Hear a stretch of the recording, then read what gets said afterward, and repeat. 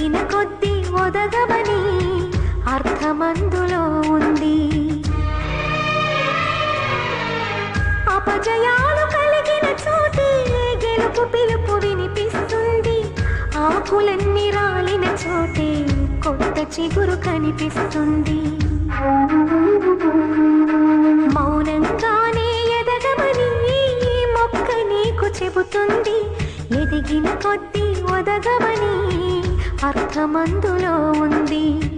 అపజయాలు కలిగిన చోటే గెలుపు పిలుపు వినిపిస్తుంది. ఆకులన్నీ రాలిన చోటే కొత్త చిగురు కనిపిస్తుంది.